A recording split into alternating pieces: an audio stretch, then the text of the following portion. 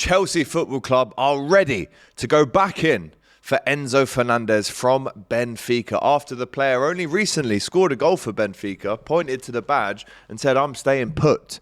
But we're hearing 35 minutes ago, very fresh news this, we understand that Chelsea are negotiating with Benfica again right now. They have confirmed to Benfica the intention to proceed with £120 million in instalments for Enzo.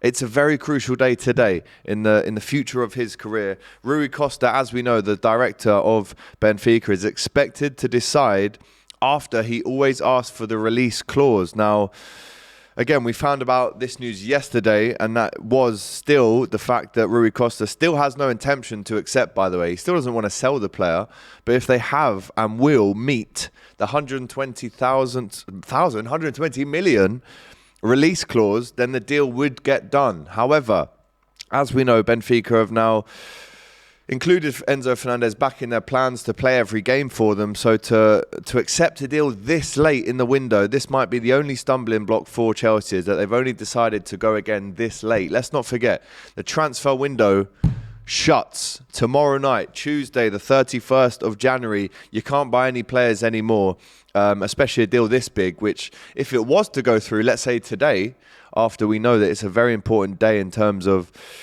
getting that deal done, it's a crucial day for three parties.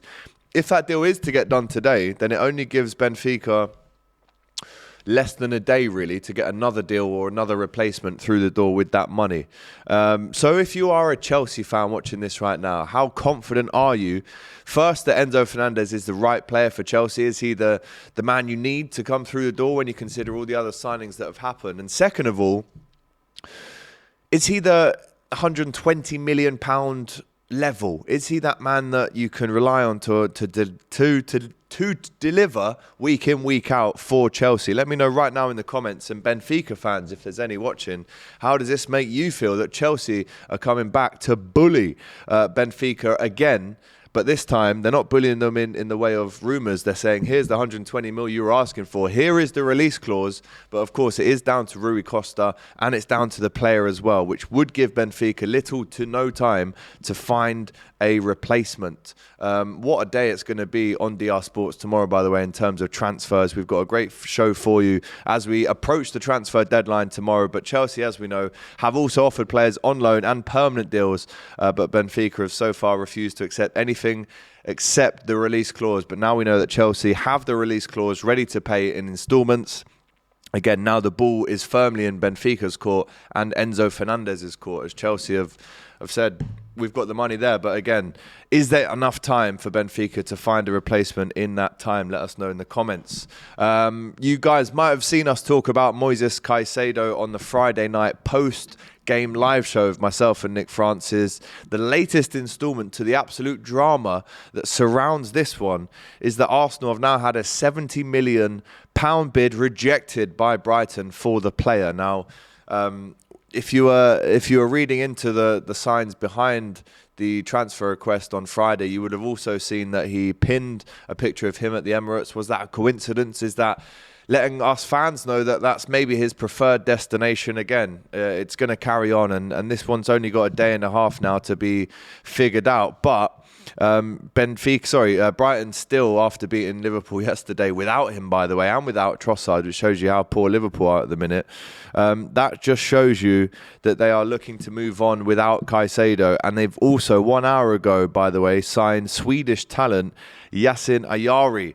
He is a £6 million player from AIK in Sweden, and the done deal is good news for Brighton, as they can see a little bit more midfield reinforcements if it is to be the way for Caicedo that he leaves. We've been told that the deal for the Swedish talent Ayari will go up until 2027. So is this another player that in a year's time we're looking at demanding a massive transfer fee from another big club? Let us know in the comments. They seem to have a conveyor belt of talent ready to come in, and they can beat the big teams without their star players, which goes to show that their system is truly working right now. And Brighton totally deserved that win against Liverpool yesterday as well, by the way.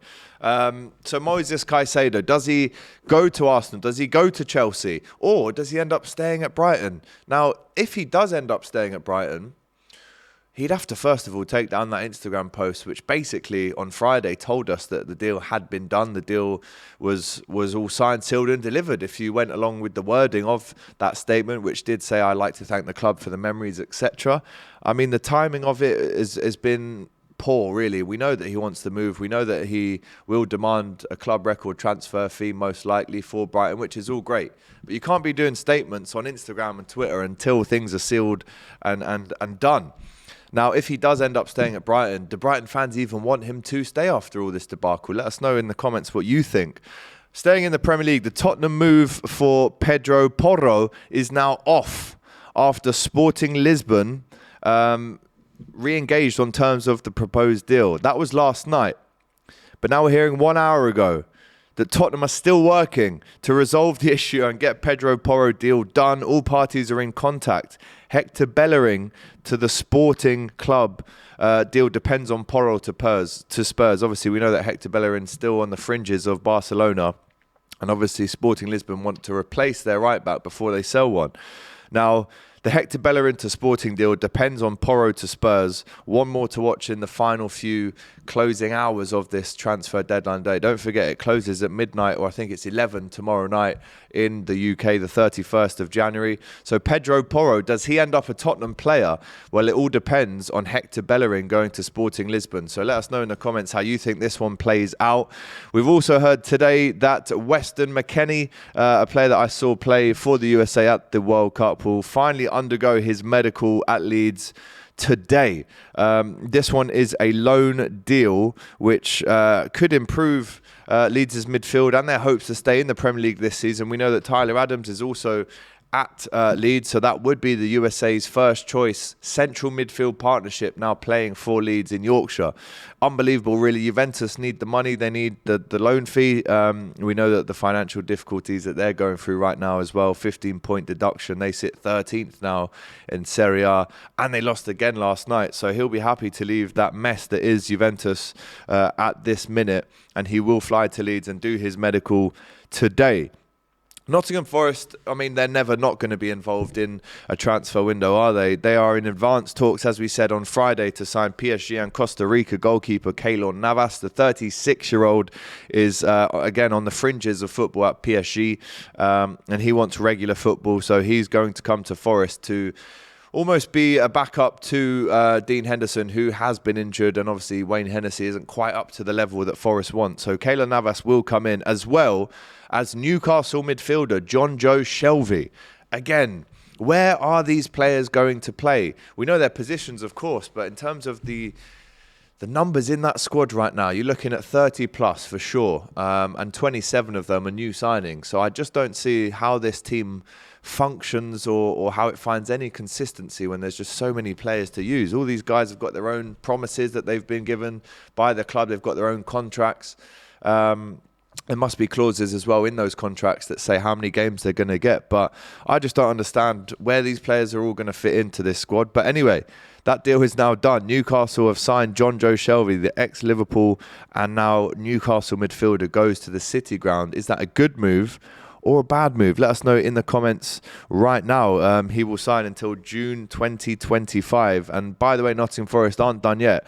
They're also keeping an eye, and they're working on a deal to bring Felipe, the defender from Atletico Madrid, to the City ground as well. So it's unbelievable, really, how many deals are going to happen in the next 24 hours. We know that Caicedo's been rejected again. We know Chelsea are now in again for Enzo Fernandez, but time is ticking for sure in that deal. Pedro Porro is off unless Hector Bellerin goes to Sporting Lisbon.